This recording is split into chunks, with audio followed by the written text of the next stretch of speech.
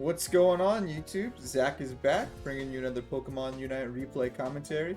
Today I got something special for you today. This is going to be my first game on the channel featuring Meganium, the game's current newest supporter. It's a really strong Pokemon, really fun Pokemon, and I don't know, just enjoying it a lot. Hope you guys are enjoying it too. If you are, leave a like, let me know in the comments what you like about this video, subscribe for more stuff like this. And yeah, without much further ado, we'll get into it very shortly. Both teams only have the one helper, Meganium on our side, Silver on the enemy side. So lanes are going to be a little imbalanced in terms of where our helper is going to be focused. That said, my goal is to get my laning partner a very strong lane always, in this game especially. Because he's Decidueye, very weak laner early on. But obviously he's very strong with levels, and having a bulky body in front of him like Meganium is going to help a lot with him doing his job. We also, of course, have our Decidueye jungle, or not Decidueye, what am I saying? Dojo jungle, Palmot top, and then I forget which Eevee, I think one of the attacker Eevees. Here I'm taking a bit too much damage early on, which is not really what I wanted to be doing. Unfortunately, results in me getting knocked out there. I think I played up too far with the Bulbasaur for too long without really getting any farm contested or contesting the Aegis Slash. Realistically, I should have fallen back and helped my teammate, but you know, mistakes happen, accidents happen. We recover, that's the important part. The mid laner, the enemy Quilava, has ganked our lane. So my goal now is to play defensively, play on our pad, hold things down until our mid laner can come for the gank. And here he is for a very easy pick-off. Decided to make sure we get our farm there before finishing off the Bulbasaur, which the Dojo managed to do on his own before I even helped him.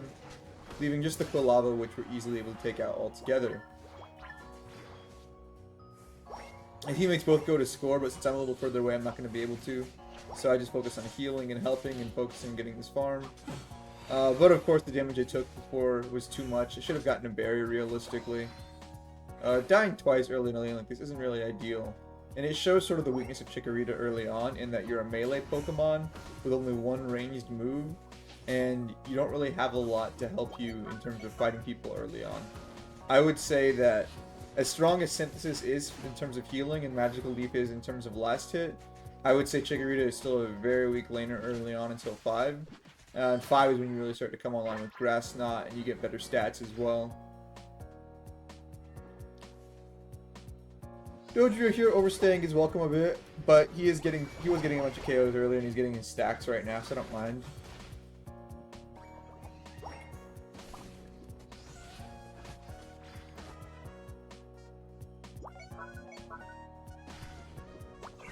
Oh yeah, I was right. It's an attacker Eevee top. It's Espeon. It looks like they're doing all right top so far. You can see the Palmot's HP starting to go down. Oh, sorry, I forgot to turn my ringer off. There we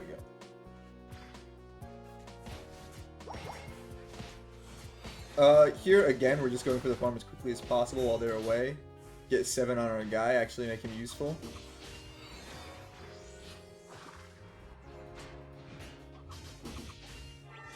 Unfortunately, the enemy gets 7 as well, so we're not really able to fight him too effectively just yet. But the arrows are still a good harass early on against an opponent like that. Nonetheless, I'll need to bury myself to stay topped off. And yeah, again, we're just focused on giving our guy a good lane and being a body for him, so I don't mind staying bottom during this time, making sure we win our lane if we can. Now with Meganium's Petal Blizzard, the healing is in the circle around you, not in the actual animation of the move's effect. The attack range is just that, it's just the attack, and it doesn't do any healing. The healing is in a circle around Meganium, and it actually lingers for a short duration after you use it, meaning that even if you don't heal someone right away, you can still get a good heal afterward.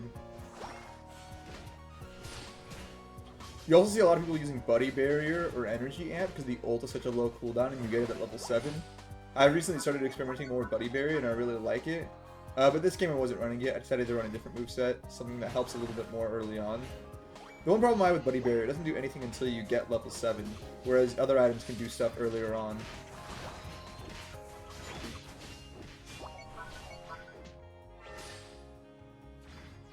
Here I'm just focused on keeping the man zoned away, the H slash, healing my guy whenever I can. Yeah, you saw there, he wasn't in the circle immediately, but he walked into it afterwards, and so the short duration delay managed to heal him anyway.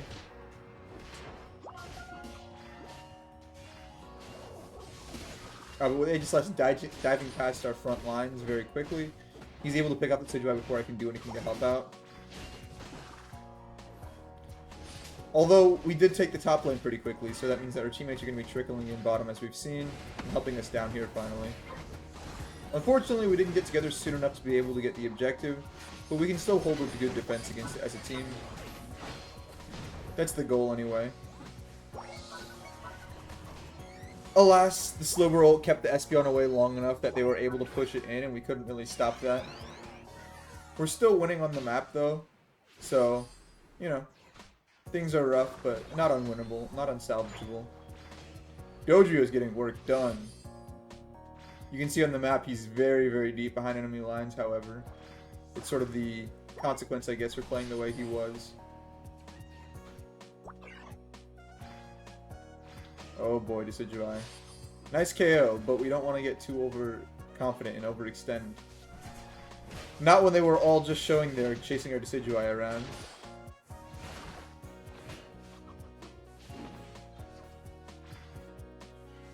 Espeon's also a good lane, or good partner with Meganium, because the grass knot keeps people away from her, and also she likes to weave in and out with stored power since she's going that build, which means that heals that I can give her can help her buy that time she needs to move around or give her more space.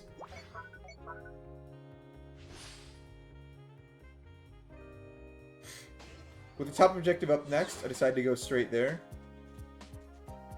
Unfortunately, it's going to be there a little late again. And that means that they're going to pick off our Dodrio and Palmont. But with the Decidueye ult, we keep our gold pad, and we managed to knock out the Typhlosion, who was fighting up here against the Dodrio.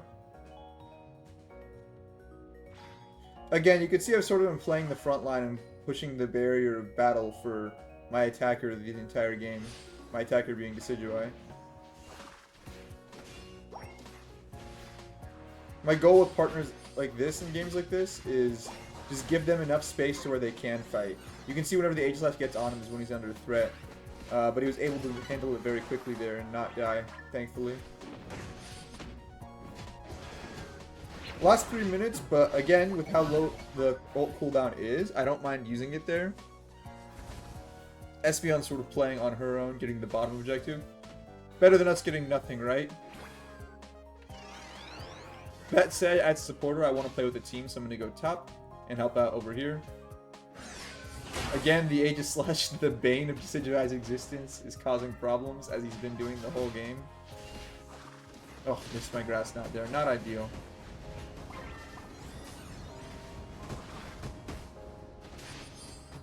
We actually could consider ulting again because it's such a low cooldown, but I think here I'm going to hold it. Espeon got beat out bottom against the trying to get the Lucky, which means that we lose out on that, unfortunately. But we still have enough people here top to get the Regice, hopefully. Not quite. They managed to seal that too. Getting neither is not really what you want to see.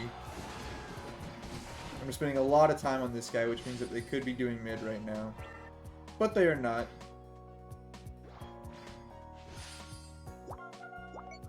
My goal right now is to keep Palmont healed up, keep him from having to go home, that way he can keep playing the map and helping us out. Decidueye decides to start ripping here since the enemy team isn't really in position to contest us just yet. And with his ult, thankfully he's able to secure it against the enemy team who's pushed to steal from us. Another ult, very nice. So when you ult as Meganium, your next Grass Knot or Petal Blizzard becomes an upgraded version of the move. Grass Knot has a wider effect range, or not wider effect range, wider effect projectile, so it's easier to hit people, and it travels a little further. Petal Blizzard, it leaves this lingering trail effect that will continually damage enemies and heal allies, and it gives a movement speed boost, so whenever I do my ult, I try to use the Petal Blizzard effect, if I can, but obviously you take what you can get in some cases. here with the game pretty much won, I decide that it's best to just play defense, play for the top goal pad, make sure the enemy team can't get any sneaky comebacks in any ways.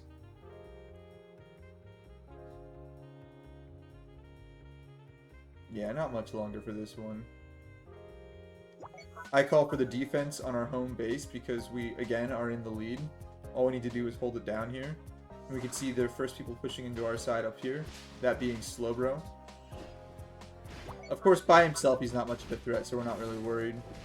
Tinkaton is slightly more of a threat, but again, they have to push through both of us to be able to score, and I don't really see that happening very often in a game state like this for them. They do manage to knock us both out eventually, but not enough time to score, and even if they did, they wouldn't have been able to score enough to win.